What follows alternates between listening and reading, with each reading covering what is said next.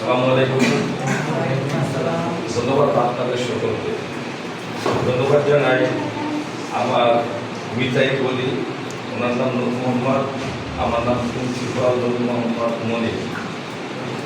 তাহলে ভাই আমার মিতা, আর আপনারা আসলে কোনো প্রতিবন্ধী নয়, এই দেশের বোঝানো, আপনারা এই দেশের শ্রেষ্ঠ সম্পদ। এই আপনাদের শ্রেষ্ঠ সম্পদটা আপনাদের অর্জন করে নিতে হবে সরকারের কাছে। বিগত স্বৈরাচারী সরকারের আমলে বাংলাদেশ সর্বজনীন দল আপনাদের ভবিষ্যতের চিন্তা ভাবনা করে একটা প্রস্তাবনা স্মারকলিপি বাংলাদেশ সরকারকে দিয়েছিলেন 2022 সালে। সেই প্রোগ্রামটা স্মারকলিপিটা এরকম ছিল যে সকল অঙ্গ ত্রুটি সম্পূর্ণ লোকদের আবাসস্থলের ব্যবস্থা করতে হবে। বাংলাদেশের আনাচে কানাচে এখনো সরকারি অনেক ভূমি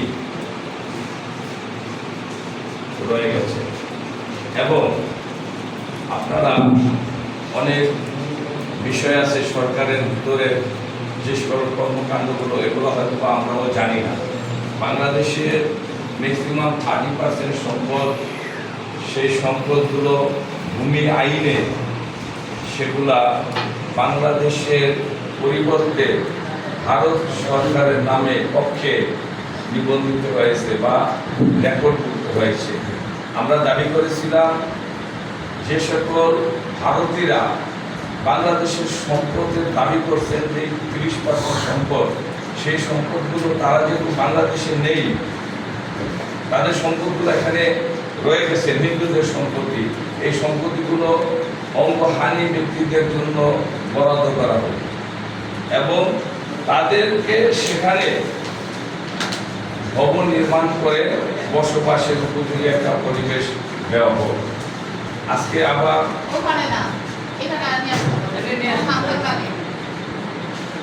আবার আমার সহপাঠী যোদ্ধা জনাব বলদ চৌধুরী সাহেব এই বর্তমান সরকারের প্রেক্ষাপটে গত 7 তারিখে আমরা প্রেস ক্লাবে এই বর্তমান সরকারের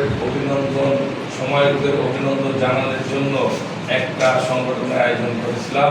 সেখানে ভদ্রলোক ওনার সাহসিকতার সহিত সেখানে আপনাদের কথাটা উনি সেখানে উত্থাপিত করেছিলেন।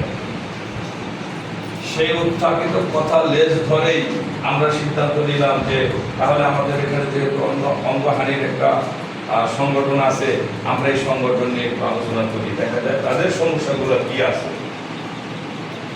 আমি ধন্যবাদ জানাই অলক চৌধুরী, সেখানে বাংলাদেশকে উনি জাগ্রত করেছেন আপনাদের মুখ উজ্জ্বল করার জন্য, আপনাদের শান্তির জন্য, আপনাদের ভবিষ্যৎকে চিন্তা করার জন্য উনি সেখানে প্রেস ক্লাবে আপনাদের জন্য প্রস্তাব রেখেছিলেন। আমি সেই প্রস্তাবের সাথে একই কণ্ঠে বলতে চাই, আপনারা এই দেশের সম্পদ, আমরা শুধু আপনাদের কাজে ব্যবহার করতে যাই নাই। বাংলাদেশের সম্পদ হিসাবে আমরা আপনাদের ব্যবহার করতে জানি নাই। পাশ করা ছাড়া কি ওনাদের সার্টিফিকেট দিছে? মেধা ছাড়া কি ওনাদের সার্টিফিকেট দিছে? মেধার যোগ্যতা দিয়ে উনি শ্রেষ্ঠতম স্থানটা ধরে রেখেছেন বিদায়ী ওনাকে ওই কলেজে ভর্তি নিয়েছে। তাইলে আমরা বোঝা গেল কে থেকে অঙ্গহানি ব্যক্তিরাও মেধা সম্পন্ন, তাদেরও জ্ঞান আছে, বুদ্ধি আছে, তারাও ভালো কাজ করতে জানে। সমস্যা হয়েছে এটা, কে কোন কাজ করতে পারবে সেই জায়গায় আমরা তাকে সেট করতে পারি নাই। বিষয়টা এরকম যে আমার চোখ নাই, একটা যে অন্ধ লোক মেন করবে না, যে অন্ধ লোক দেখবেন রাস্তা চলতেছে, সে জীবনে তো রাস্তা দেখছে, তার জীবনে যে জন্ম থেকে অন্ধ, সে রাস্তা কবে বানাইছে, কেমনে বানাইছে, ইটটা বানাইছে না পাথর দিয়ে, ইট কি পাথর কি মাটি কি সে কি বোঝে? সে কিভাবে হাঁটে? আল্লাহ প্রদত্ত জ্ঞান এটা। এই জন্যই বলছে অন্তর্চক্ষু দিয়ে, অন্তর দিয়ে মানুষকে ভালোবাসো। অলক চৌধুরী সাহেব এবং নূর মোহাম্মদ ভাই আপনাদের আসলে অন্তর দিয়ে ভালোবাসে, যার জন্য কোনো কিছু হইলে আপনাদের ডাকে যে আমাদের ভাই বোনেরা, মারা বাবারা কোথায় আছে, আসেন। আমরা ঐক্যবদ্ধ হয়ে থাকি, বিচ্ছিন্ন হয়ে থাকি, কিছু পাবেন না। নিজের অধিকার নিজের আদায় করে নিতে হয়, অধিকার কেউ দেওয়া যায় না, অধিকার আদায় করতে হয়। বাংলাদেশ বর্তমান স্বৈরাচার বিরোধী যে সংগ্রাম আপনারা দেখেছেন ছাত্র সমন্বয়ের উদ্যোগে, সেই সংগ্রামটা তারা রক্ত দিয়ে অর্জন করেছে। আপনাদের এই সাহস সহযোগিতার কিছু অভাব আছে, যার জন্য আপনাদের অধিকারগুলো আপনারা ফেরত পাইতে পারেন না। আমরা এখন চাচ্ছি বাংলাদেশের সকল অঙ্গহানিদের জন্য এমন একটা প্রস্তাবনা বাংলাদেশ সরকার আনবে, তারা যেন আজীবন ভাতার মাধ্যমে তাদের জীবনযাপন করতে পারে, তাদের জন্য আবাসের ব্যবস্থা করতে পারে। গত 7 তারিখে আমরা প্রেস ক্লাবে বর্তমান বৈষম্য বিরোধী বৈষম্য ছাত্রদের সমালোচক ছাত্রদের সম্বর্ধনা অনুষ্ঠানে আমরা বাংলাদেশ সরকারকে ধন্যবাদ জানিয়েছি।